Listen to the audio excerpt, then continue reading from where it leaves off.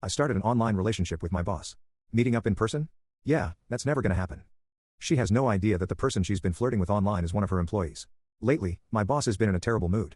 Everyone in the office has noticed, and the tension is palpable. Even the usual slackers have been on their best behavior, barely daring to check their phones. She's been working overtime like a machine. And of course, no one dares to leave before her. So we've all been stuck at the office until 11 or 12 at night. I've got dark circles under my eyes and my skin is starting to break out. But here's the kicker, I'm probably the only one in the company who knows why she's so irritable. It's because my boss just got dumped. And, well, the person who dumped her is me. She just doesn't know it yet. It all started with my 2-year online relationship. We met on a forum. She had posted a thread titled, "Why can't I find a partner?" Curious, I clicked in. Her post read: female, 5 feet 9 inches, 99 pounds, 25 years old, Ivy League graduate in management science and engineering. Currently a VP at a Fortune 500 company earning a 7-figure salary. I own a house, a car, and I'm gorgeous. Still single. What am I doing wrong? The comments were ruthless. Obvious bait post. Move along. Seriously, a 25-year-old VP? Either it's daddy's company or it's daddy's company. Come on, at least make your lies believable. Amused, I left a comment, maybe it's your looks. Why not post a picture? I didn't think much of it and logged off. A few hours later she sent me a private message. "Hi, can I send you the photo privately?" I was confused but intrigued. "Sure," I replied, figuring this could be entertaining. A moment later a photo popped up. I nearly spat my coffee all over my desk. 5 feet 9 inches? Yeah, maybe in her dreams she looked closer to 5 feet 2. The photo was a poorly angled mirror selfie. She had her face partially covered, wore thick black framed glasses, and looked like a walking advertisement for outdated fashion choices. But her features were undeniably stunning. The lips, the nose, the eyes, they all screamed hidden beauty. She just didn't know how to present herself. And for some reason, she looked oddly familiar. Thinking, who knew there were gorgeous women out there so oblivious to their own potential, I decided to help. Out of the goodness of my heart, of course. I zoomed in and out of the photo a few times before typing out a long response. You need to work on your style. Change the glasses, go for rimless or contacts. Don't take photos from that angle. Tilt your phone slightly so the charging port faces you. Swap the skirt for something shorter, maybe black. And for the love of God, invest in better lighting. She replied with a simple, "Thank you so much." The next day, she sent me an updated homework submission, following all my advice. She did it again the day after that, and the day after that. By the 5th day, I was starting to get annoyed. That's when she asked if she could pay me for my consultation services and requested my personal messaging info. I thought, why not? Money's money, and gave her my private account. A moment later, a familiar profile picture popped up with a friend request. It was my boss. I froze. My finger slipped, and before I could stop myself, panic set in. Immediately, I switched my settings to chat only and prayed she wouldn't figure out who I was. A message popped up, "Thank you so much for all your advice. Here's a small token of my appreciation." Then she sent me $5,000 with a note, "Gift, no strings attached." I stared at the screen in silence. I double-checked her profile picture and the online photo she'd sent me. No doubt about it, my gorgeous online crush was, in fact, my boss, Aurora. Well, damn, I thought, accepting the money. At least she doesn't know it's me. From that point on, I kept helping her improve her style. She caught on fast, and soon she was radiating confidence. But just as I was preparing to quietly fade out of her life, she threw me a curveball. She confessed her feelings. It started with a long, emotional message. I skimmed past all the fluff until I got to the last line. "I've been wanting to tell you this for a long time. I like you." I froze. "Thanks," I replied after a long pause. "What?" she asked. "I appreciate it," I typed back. "No, I'm serious. I really like you, and I really appreciate it. Thanks." She was silent for a moment before messaging again. "Can I at least have a chance to pursue you?" I didn't reply that night. I couldn't sleep. The next morning, she started sending me good morning messages, then good afternoon messages, then good night messages. She kept me updated on her day like we were already dating. "I'm heading to work. I just got to the office. I'm about to start a meeting." Her persistence was unique, to say the least. I half-heartedly responded here and there, and somehow that only encouraged her more. A month later, things took an unexpected turn. I was scrolling through social media and admiring photos of models when I accidentally shared one with her instead of my buddy. "God, she's gorgeous." I totally licked the screen, I wrote, followed by "Here's the video." She replied almost instantly, "What?" By the time I saw the message, it was already too late to unsend it. Sure. Appreciating beauty is human nature, I backpedaled. But for some reason, I felt a pang of guilt. Then suddenly she sent a message, "Is this your type?" Attached was a video. It looked freshly recorded at a gym. Not the overly sculpted type of body, but smooth, pale skin with a beautifully defined V-line disappearing just below her workout shorts. As for up top, let's just say it was pink. The person in the video seemed a little shy. By the end of the clip, her face was flushed bright red. I was hooked. "Got more? Send me another," I replied instantly. She hesitated but eventually sent a few more videos, each one more dazzling than the last. I admit, I was completely seduced. Who would have thought that my boss, who always carried herself with such restraint and composure, could be, well, like this in private? Just as I was thoroughly enjoying myself, another message popped up. "If you agree to be my boyfriend, I'll send you videos like this every day. As many as you want." People spend their lives chasing 4 things: money, power, fame, and beauty. The first 3 don't mean much to me, but the last one? That's my kryptonite. "Well, I guess I could consider it," I replied. After all, it was just an online relationship, right? Of course, I set some ground rules: no public announcements, no changing profile pictures, no video calls, and absolutely no meeting in real life. She wasn't thrilled about the conditions, but eventually agreed. And that's how it started.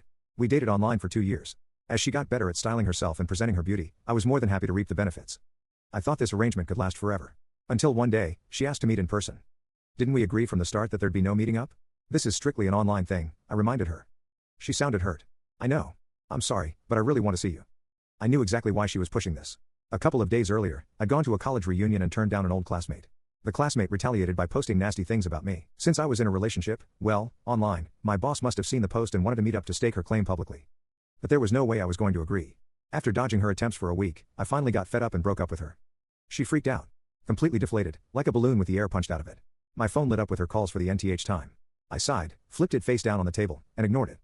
That's when Kenneth, my direct supervisor, called me over. Mason, take this proposal to Aurora. Kenneth's crush on Aurora was the worst kept secret in the entire office. Normally he'd jump at any excuse to see her, but lately, she'd been in a terrible mood. The last time he tried comforting her, she snapped at him so hard he practically fled the room. I winced. Kenneth, isn't this a bit above my pay grade? Shouldn't you be the one to just do it, man? Don't make me repeat myself. Fine. Even though I'd basically seen all of Aurora online, meeting her in person was still nerve-wracking. Especially at work, where she was known for being strict, sharp-tongued, and downright intimidating. I hesitated and then picked up my phone. Since breaking up with her, she'd been bombarding me with apologies. I hadn't responded, not because I didn't care, but because I needed to cool things down. I quickly typed out a message. We don't have to break up, but can you please just behave? I really don't like it when people break promises. Her reply came instantly: baby, you're finally talking to me. I'm so sorry. I'll never do it again, I promise. She even added a crying puppy emoji. I sighed, steeling myself before knocking on her office door. There was a moment of silence before I heard her clear her throat and say, come in. Her red nose caught my attention the moment I stepped in. Had she been crying? She noticed my gaze and awkwardly tapped her desk. Dropping off the proposal? Leave it here and head back. Her tone was noticeably softer than usual. If this were any other day, she'd have snapped at me for going over Kenneth's head. Still, the proposal wasn't up to her standards and got sent back for revisions.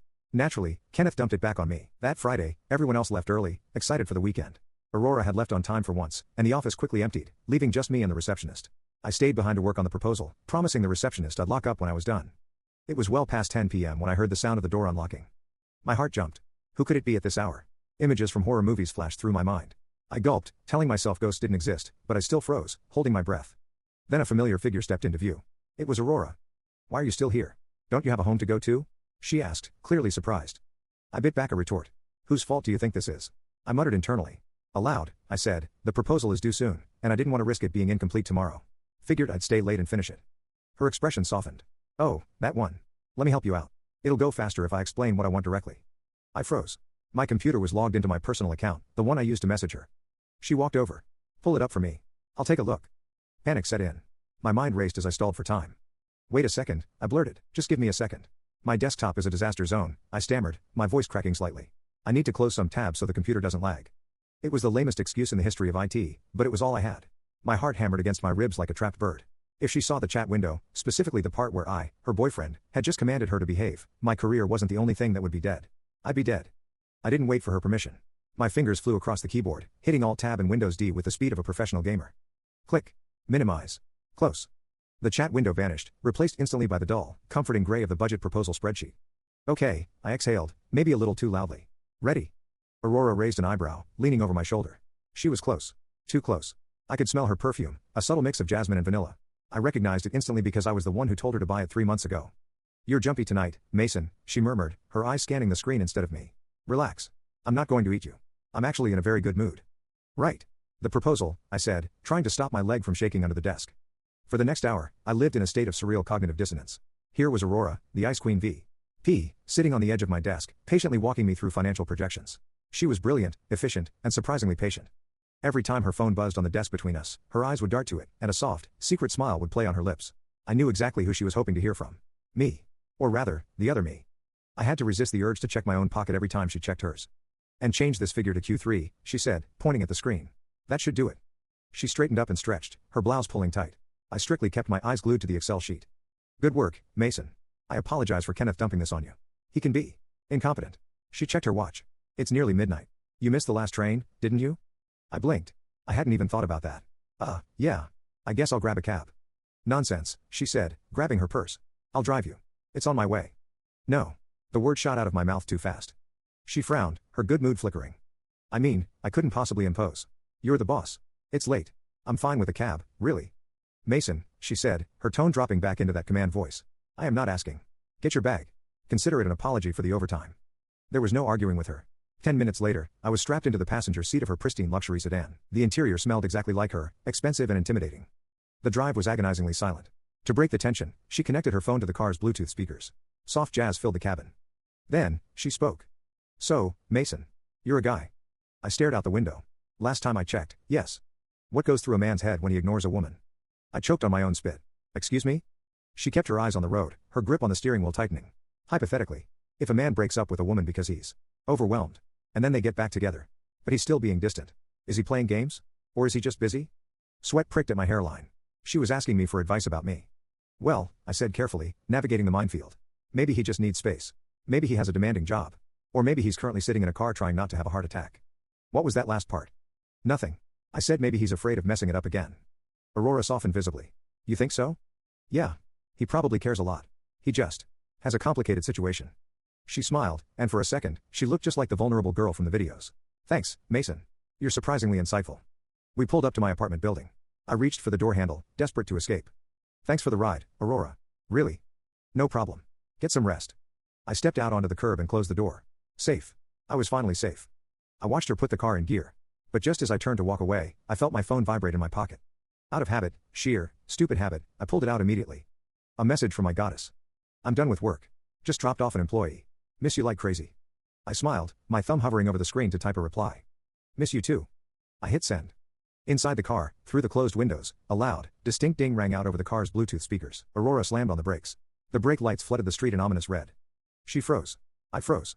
My phone was still in my hand. Her car hadn't moved more than 5 feet. She looked at her dashboard screen, then slowly turned her head to look at me through the passenger window.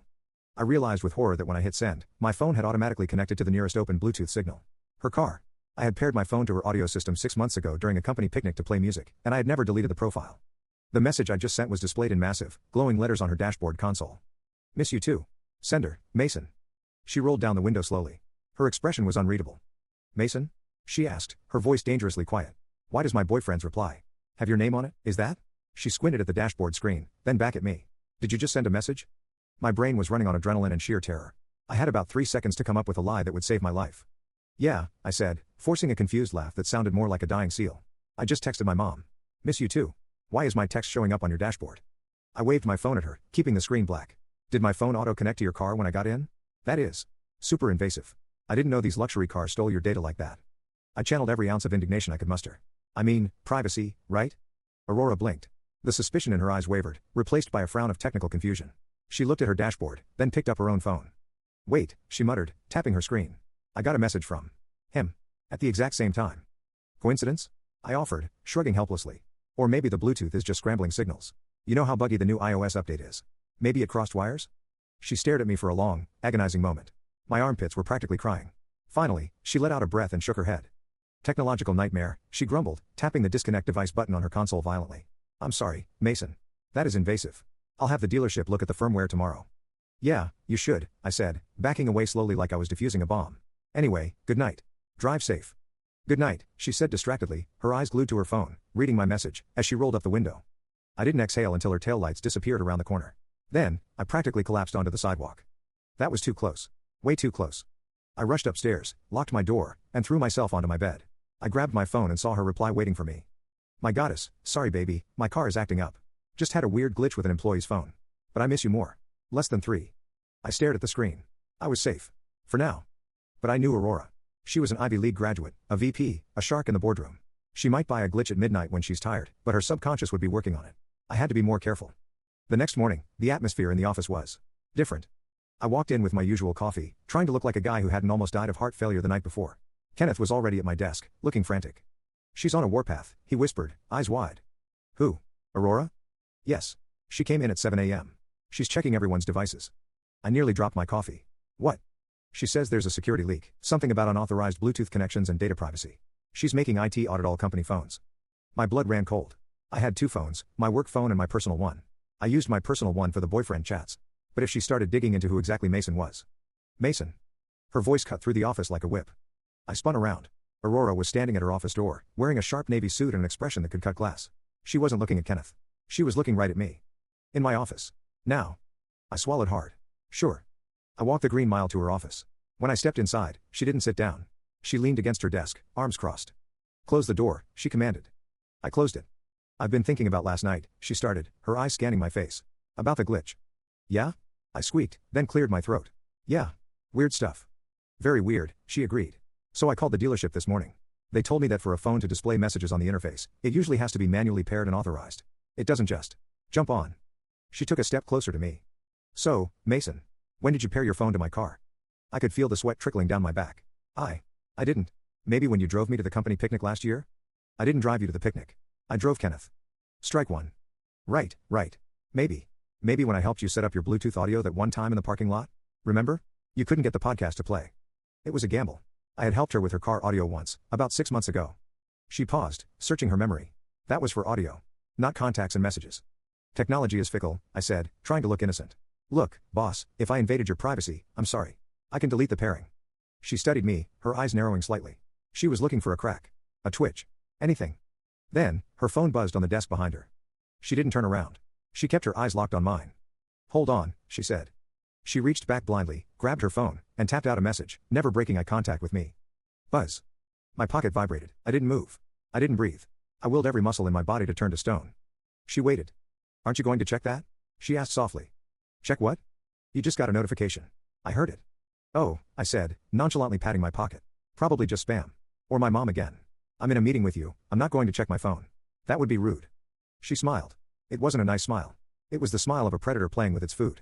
Go ahead. Check it. It might be important. I pulled out my phone. My work phone.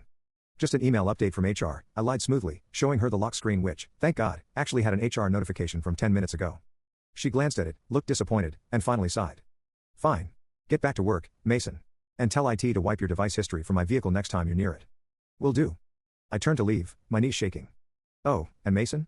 I stopped at the door. Yes? My boyfriend is coming to the company gala next weekend. I froze. He is? Yes, she said, sitting down at her desk and opening a file, dismissing me. I told him I wouldn't take no for an answer. I want everyone to meet him. Especially you. I have a feeling you two have a lot in common. I walked out of the office, my mind racing. The gala. Next Saturday. She expected me, Mason, to be there. And she expected her boyfriend to be there. I was screwed. I was so incredibly screwed. Back at my desk, I stared at the blinking cursor like it was a countdown to a nuclear launch. The gala. The annual Fortune 500 gala. It wasn't just a party, it was a media event. Photographers, board members, industry rivals. And she wanted to debut me there? I pulled up the chat window on my personal phone, hiding it under a stack of papers. Me, boyfriend, babe, about the gala. I'm not sure I can make it. Work is crazy. I waited. 3 dots appeared instantly. Aurora, my goddess, if you don't come, I will be very upset. And when I'm upset, I make rash decisions. Like asking IT to trace your IP address just to make sure you're safe. My throat went dry. She wasn't bluffing. She had an entire security department at her disposal. Me, boyfriend, okay. I'll be there. But I'm shy. You know that. I'm not used to the spotlight. Aurora, my goddess, I don't care. I want to dance with you. I want everyone to know you're mine. I needed a plan. A miracle. Or a new identity in Mexico. Then, it hit me. I opened the company intranet and found the planning committee's file for the gala. They were still finalizing the theme. Currently, it was under the sea, which was tacky as hell. I logged into my boyfriend account again. Me, boyfriend, if I come, can we make it special? I've always had this fantasy. Aurora, my goddess, I'm listening. Me, boyfriend, a masquerade. Just you and me, hidden in plain sight. Mystery. Romance. I want to see you in a mask, looking dangerous. I held my breath. It was a long shot. Aurora, my goddess, that's actually incredibly hot. I'll make the call. 5 minutes later, an email blasted out to the entire company. From, Office of the Subject, urgent change, gala themed theme for Saturday is now Midnight Masquerade. Masks are mandatory for entry. I slumped back in my chair, exhaling a breath I'd been holding for 10 minutes. Okay. Step 1 complete. The mask would hide the face. But that didn't solve the physics problem. I couldn't be Mason the employee and Mason the boyfriend at the same time. Aurora would expect to talk to me, dance with me, and touch me. And she would definitely expect Mason the employee to be running around holding her clipboard. I needed a stunt double. I spent the next 3 days on sketchy casting websites. Wanted, male. 5 feet 11 inches. Athletic build. Must fit into a size 40 suit. Must be willing to wear a mask and not speak under any circumstances. Hey, $500. I got one response. A guy named Chad. I met Chad at a coffee shop 3 blocks away from the office. He was an aspiring model who worked part-time as a mannequin, literally. He could stand still for hours without blinking. He was perfect physically, but mentally? The lights were on, but nobody was home. So, Chad said, chewing gum loudly. I just walk in, hold her hand, and nod? Exactly, I explained, sliding a photo of Aurora across the table. This is the target. She will talk to you. You do not speak. You have laryngitis. You just look mysterious and intense. If she asks for a kiss, you cough and pull away. Got it? Weird kink, bro. But for 500? Done. I gave him the suit I bought, identical to the one I would be wearing, minus the tie color, and a high-end Venetian mask that covered everything but the eyes. One more thing, I said, handing him a tiny earpiece. Put this in your left ear. I'll be on the other end. If things get hairy, I'll tell you what to do. Saturday night arrived. The ballroom was draped in black velvet and gold. A string quartet played haunting versions of pop songs. It was actually terrifyingly beautiful. I stood by the entrance, clutching a clipboard, dressed in my staff tuxedo. My job tonight was technically guest coordination, which meant standing near Aurora and making sure her glass was never empty. Mason, a voice purred behind me. I jumped. Aurora was there. She looked devastating. She wore a midnight blue gown that hugged curves I had only seen in Laura's videos. Her mask was a delicate silver filigree that made her eyes look like dangerous jewels. Wow, I said, and for once, I wasn't acting. You look amazing, boss. Thank you, she said, scanning the room. He's here. He just texted me. My heart hammered. I tapped my own earpiece subtly. Chad, I whispered into my lapel microphone. Go time. Enter from the east wing. Walk slow. Across the room, the double doors opened. Chad walked in. He looked good. I have to give it to myself, I have good taste in suits. He strode through the crowd with the confidence of a man who had no idea he was walking into a lion's den. Aurora gasped. That's him. I know that walk. You definitely don't, I thought, because that's the walk of a guy wondering if there's an open bar. Go to him, I urged her, playing the supportive assistant. I'll handle things here. She gave me a grateful nod and glided toward Chad. I watched from the shadows, feeling a bizarre mix of jealousy and terror. I was effectively cucking myself with a mannequin. She reached him. She took his hands. Chad, I hissed into the mic. Take her hand. Kiss the knuckles. Do not make eye contact with her chest. Chad obeyed. He bowed smoothly and kissed her hand. Aurora melted. You made it, I heard her say from a distance. Chad nodded solemnly. I missed you, she whispered, leaning in. Chad, touch her cheek, I commanded. Gently. Don't poke her eye out. Chad reached out, his hand brushing her jawline. It was going perfectly. Mason. The shout came from my right. Kenneth was rushing toward me, looking frantic. Mason, we have a problem. The CEO wants a toast, but the microphone system is down. Your tech support, fix it. Now? I hissed. I'm busy managing the VIPs. Just do it. Kenneth shoved me toward the AV booth at the back of the room. I scrambled toward the booth, keeping one eye on Aurora and Chad. Chad, hold pattern, I whispered. Just sway to the music. I'll be right back. I dove under the soundboard, rewiring the receiver. It took 30 seconds. When I popped my head back up, my blood froze. The music had stopped. Aurora was standing in the middle of the dance floor, holding a microphone. Everyone, she announced, her voice ringing through the hall. I have a special surprise. She turned to Chad. My boyfriend is a man of mystery. But tonight, I want to show the world the face of the man I love. No, I whispered. No, no, no. Chad. I screamed into the mic. Run. Fake a seizure. Anything. But Chad didn't run. He just stood there, confused. Aurora reached for his mask. Take it off, the crowd chanted playfully. Take it off. I was sprinting across the ballroom now, ignoring Kenneth, ignoring the CEO. Wait. I yelled, waving my arms. Stop. But I was too late. Aurora's hand was on the ribbon of Chad's mask. She pulled. The mask fell to the floor with a soft thud that seemed to echo like a gunshot. The ballroom went silent. The string quartet stopped mid-note. 300 pairs of eyes were fixed on the man standing next to Aurora. Revealed underneath the mask was the face of Chad, a confused, 22-year-old aspiring model with a faint soul patch, a nose ring, and the vacant expression of a cow staring at an oncoming train. Aurora stared at him. She blinked once, then twice. She tilted her head, searching for the features she had fallen in love with in the photos, features that were actually mine. Who? Aurora's voice wavered over the microphone, projecting her confusion to the entire room. Who the hell are you? Chad looked around nervously. He saw the staring crowd. He saw the angry woman. Panic overrode his instructions. He tapped the earpiece in his left ear. Yo, bro? Chad said, his voice amplified perfectly by the microphone Aurora was still holding near his face. You said she wouldn't take the mask off. Do I still get the $500? A collective gasp swept through the room. My stomach dropped so hard I thought it hit the basement. Aurora froze. Her eyes didn't leave Chad's face. $500? She repeated, her voice turning to ice. Who are you talking to? The guy, Chad said, pointing a finger toward the edge of the dance floor. Mason. The guy in the suit. Aurora slowly turned her head. The crowd parted like the Red Sea. And there I was. Standing 10 feet away, panting, looking like a deer caught in high beams. I was wearing the exact same tuxedo as Chad. I was holding a pair of wire cutters in one hand and a clipboard in the other. Our eyes locked. Time didn't just stop, it shattered. I saw the realization hit her in real time. It was like watching a building collapse. First came the confusion, then the shock, and finally, a flash of pure, unadulterated rage that was so intense I instinctively took a step back. She looked at me. Then she looked at the phone in her hand, the phone she had used to message Mason for 2 years. Then she looked back at me. The style advice. The Bluetooth glitch. The shyness. The refusal to meet. It all clicked.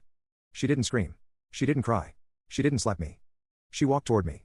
The click-clack of her heels on the parquet floor was the only sound in the room. She stopped inches from my face. I could see the heavy rise and fall of her chest. I could smell the jasmine and vanilla perfume that now smelled like imminent death. "Aurora," I whispered, my voice trembling. "I can explain. It started as a..." She raised one finger. It was a small, sharp gesture, but it silenced me instantly. She leaned in, her lips brushing against my ear. To the crowd, it looked like an intimate whisper between lovers. "If you say one word," she hissed, her voice vibrating with a terrifying calm, "if you make one excuse, I will destroy you. I will bury you under so many lawsuits you won't see the sun until you're 80. Get out of my sight." She pulled back, her face a mask of stone. Then, she turned to the crowd. A switch flipped.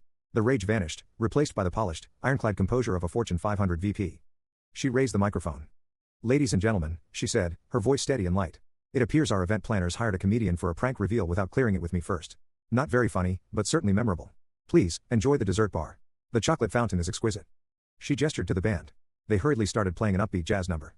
The tension broke. People laughed nervously, buying the lie because they wanted to buy it. No one wanted to believe their VP had just been catfished by her own IT guy. Aurora didn't look at me again.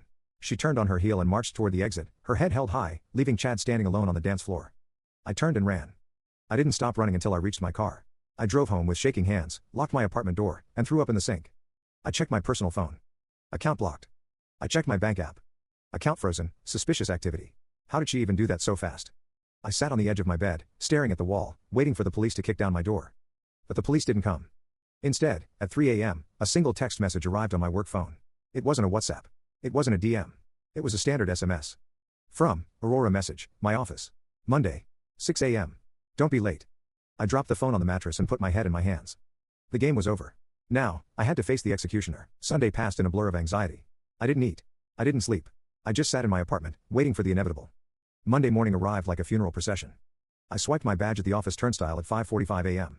The building was a tomb. The only light on the entire executive floor spilled from under her glass door. I walked toward it, my legs feeling like they were made of lead. I raised my hand to knock. Enter. She knew I was there. Of course she did. I pushed the door open. Aurora sat behind her massive mahogany desk. She wasn't wearing her usual impeccable business suit. Instead, she wore a stark, high-collared black dress that made her look like a judge presiding over a capital murder case. Her face was pale, devoid of makeup, and her eyes were rimmed with red. On the desk, there were no laptops, no monitors, no proposals. Just two items. 1. A single sheet of paper with my resignation letter, which I had emailed the night before. 2. A thick, leather-bound binder. "Sit," she said. Her voice was flat. "Dead." I sat. She placed her hand on the binder. "Do you know what this is, Mason?" I shook my head, my throat too tight to speak. "This," she said, tapping the cover, "is a transcript. Every message. Every photo. Every video. Every late-night confession we shared for 2 years. I printed it out. It took 3 reams of paper." She opened the binder to a random page. "Page 402, she read aloud, her eyes never leaving mine. "Don't worry about the presentation, babe. You're the smartest woman I know. They'll be lucky to hear you speak." She looked up. "You sent that to me 5 minutes after I yelled at you in the break room for spilling coffee. You were comforting me. About you. Aurora, please." Silence. The word cracked like a whip. She closed the binder. "I spent yesterday reading this. All of it. Trying to find the moment where it turned into a joke. Trying to find the part where you laughed at me." She leaned forward, her voice dropping to a whisper. "But I couldn't find it. Because you weren't just mocking me, were you? You were enjoying it." I looked down at my hands. "I never mocked you. I started it as a joke, yes. But then, I fell for you. I didn't know how to stop. I knew if I told you the truth, I'd lose you." "You fell for me?" She let out a short, harsh laugh. "You fell for a screen. You fell for a fantasy. And you made a fool of me in front of the entire board of directors." She picked up my resignation letter. "I expected this," she said, waving the paper. "The coward's way out. You run away, find a new job, and I'm left here to pick up the pieces of my dignity." She slowly ripped the paper in half. Then in quarters. Then she dropped the confetti into her wastebasket. "You are not resigning, Mason." I blinked. I'm fired?" "No." She opened her drawer and slid a new contract across the desk. It was thick. "You are being promoted." I stared at the document. "Role, executive personal assistant to the vice president." "I don't understand," I stammered. "It's simple," she said, leaning back in her chair. "You owe me. You owe me 2 years of my life. You owe me for the humiliation. You owe me for the fraud." She began counting on her fingers. "If you leave this room without signing that paper, I will file charges for corporate espionage, identity fraud, and sexual harassment. My lawyers will ensure you never work in this industry again. You will be bankrupt by Friday." I swallowed hard. "And if I sign?" "If you sign," she said, a cold, predatory smile touching her lips, "you belong to me. You will be my shadow. You will manage my schedule, carry my bags, screen my calls, and fetch my lunch. You will be available 24/7. You will not have weekends. You will not have holidays. You will work until you pay off the debt you owe my heart." "For how long?" "Until I say we're even." I looked at the contract.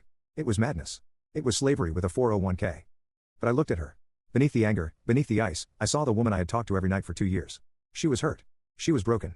And she was giving me a chance, a twisted, sadistic chance, to stay in her life. I picked up the pen. One condition, I said, my voice shaking. Her eyes narrowed. You are in no position to negotiate. I won't lie to you again. If I sign this, no more games. No more masks. She held my gaze for a long moment. Finally, she gave a single, curt nod. I signed the paper. Aurora snatched it back immediately, filing it away. The emotional atmosphere in the room vanished instantly, replaced by cold efficiency. Good, she said, looking at her watch. Your shift started 5 minutes ago. She pointed to the door. My dry cleaning is at the front desk downstairs. Pick it up. Then go to the Starbucks on 5th Avenue, not the one in the lobby, they burn the beans, and get me a triple shot espresso, black. You have 15 minutes. I stood up, dazed. Yes, boss. And Mason? I paused at the door. Don't ever call me babe again. I walked out of the office and sprinted toward the elevator. My life as a free man was over. My life as Aurora's personal servant had just begun. 2 weeks. I had been Aurora's executive assistant for exactly 14 days, and I had aged about 5 years. My life had become a blur of Starbucks runs, dry cleaning pickups, and calendar Tetris. I was the first one in the office at 5:30 a.m. to ensure her office temperature was exactly 71 degrees, and I was the last one out, usually dragging myself home around midnight. She wasn't just working me hard, she was dismantling me. This coffee is lukewarm, she would say, dropping a full cup into the trash without looking at me. Try again.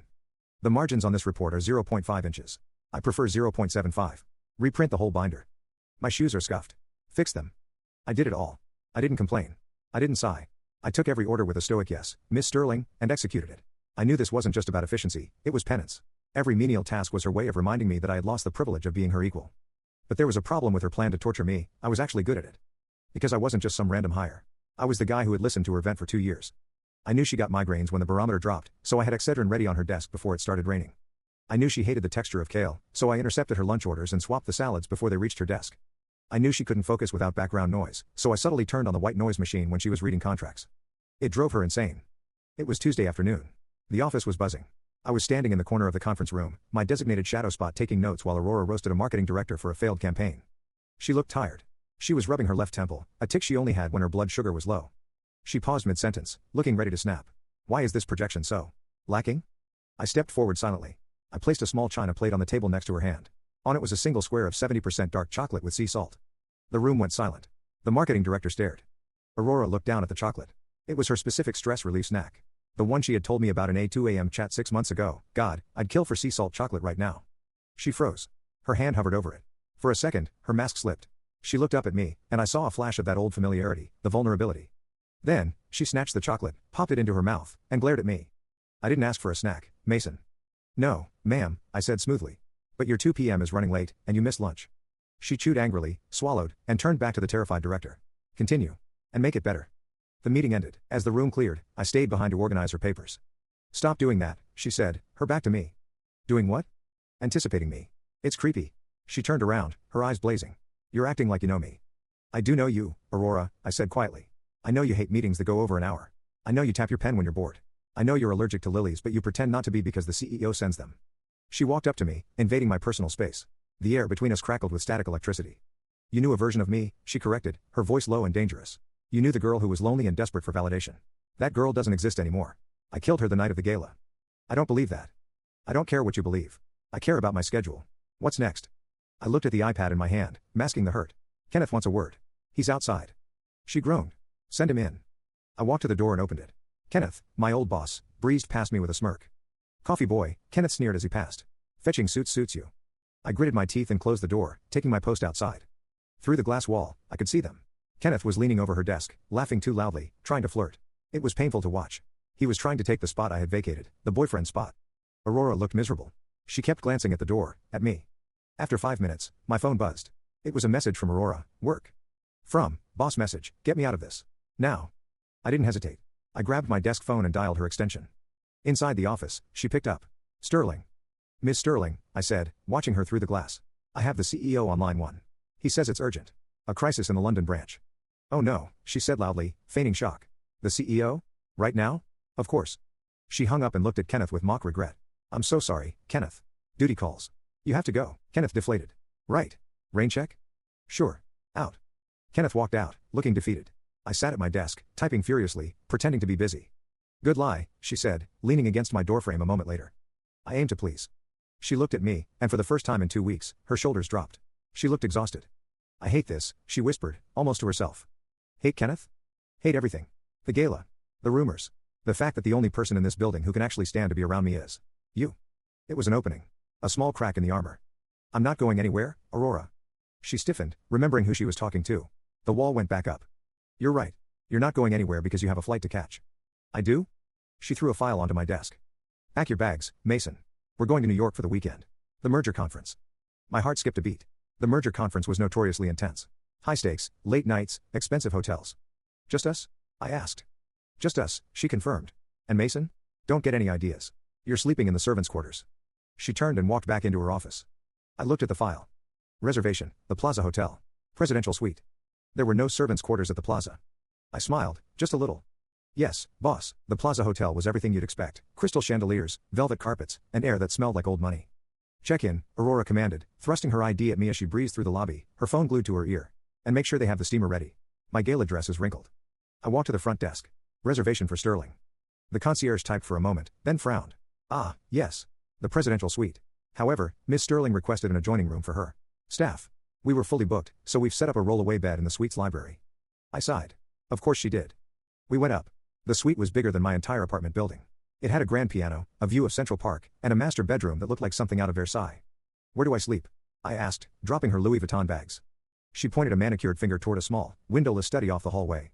In there. Try not to snore. The walls are thin. Yes, boss. The trip wasn't a vacation. We were there to acquire a tech startup run by a man named Julian Vance, a 50-year-old billionaire known for two things, his brilliance and his archaic views on women in power. That evening, we met Vance for dinner at a Michelin star restaurant. Aurora looked armored for battle in a sharp red dress, her hair pulled back tight. I was in my standard black suit, holding the iPad. The dinner was a disaster from the appetizer. So, Vance said, swirling his wine and looking past Aurora to me. Mason, tell me, does she always let the assistants handle the heavy lifting? I froze.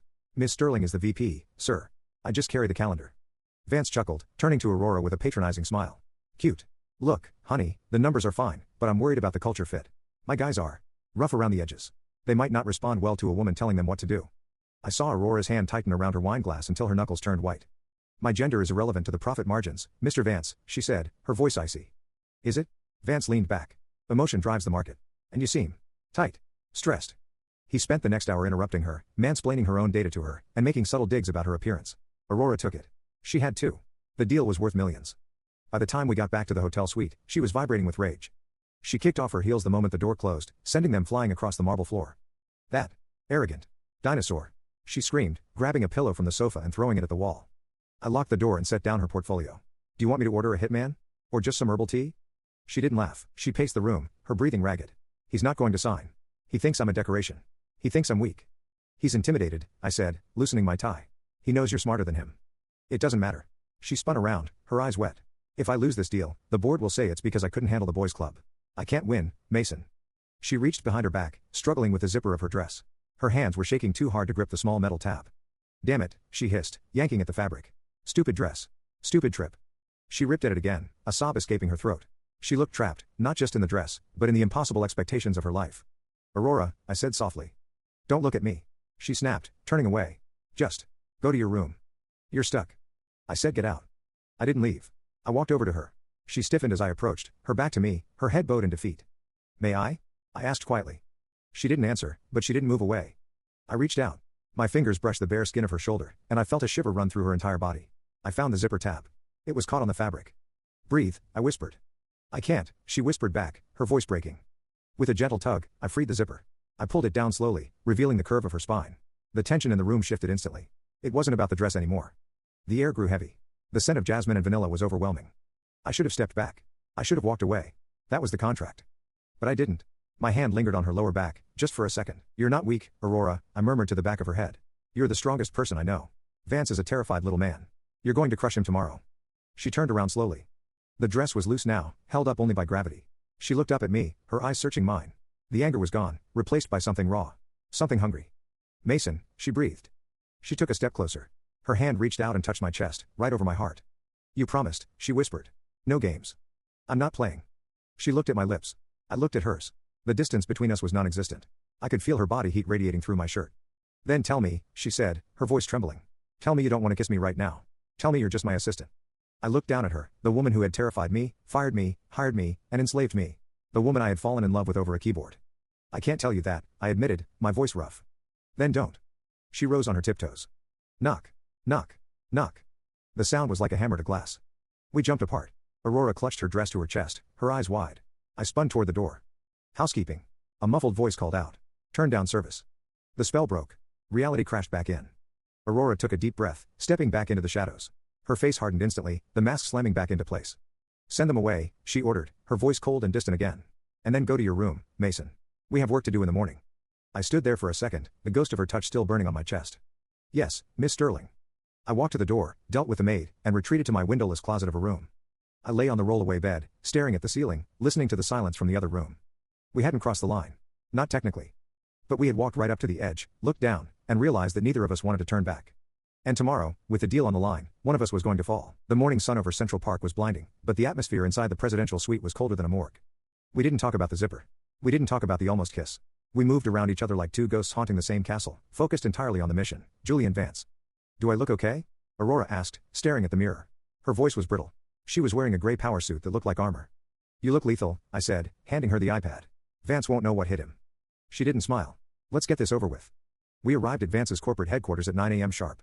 The boardroom was all glass and steel, designed to make everyone inside feel small. Vance sat at the head of the table, flanked by 4 lawyers who looked like sharks in pinstripes. For the first hour, Aurora was brilliant.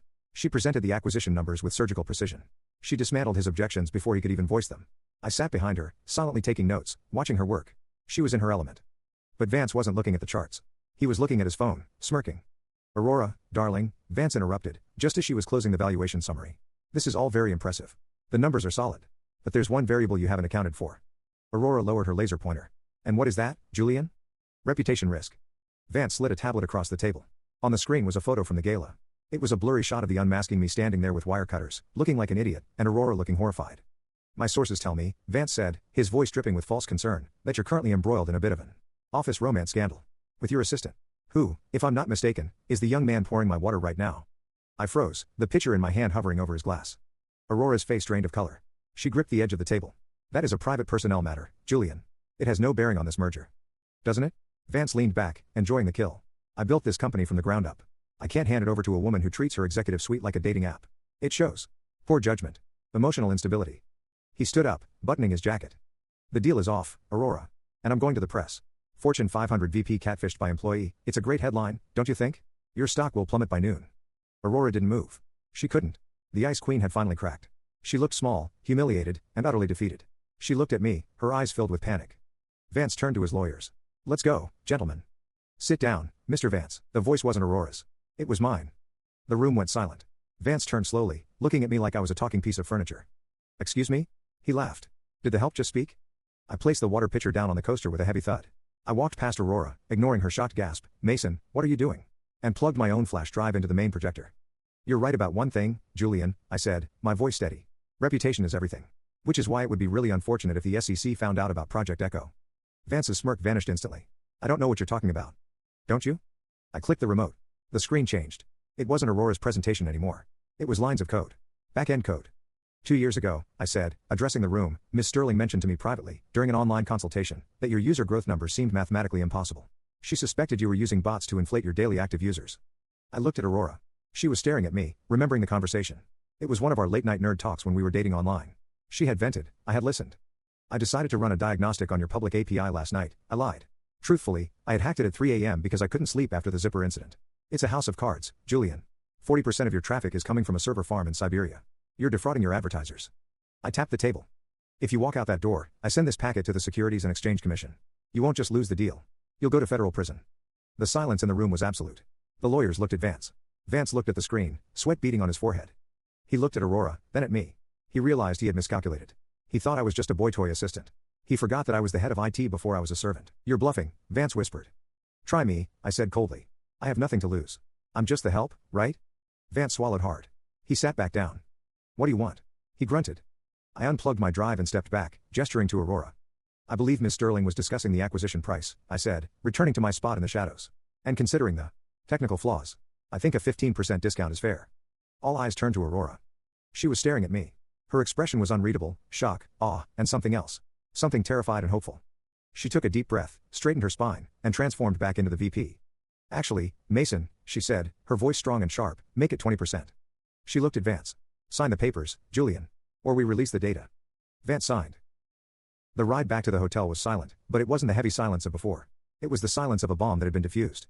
We got into the elevator. The doors closed, sealing us in. Aurora watched the numbers climb. 10. 20. 30.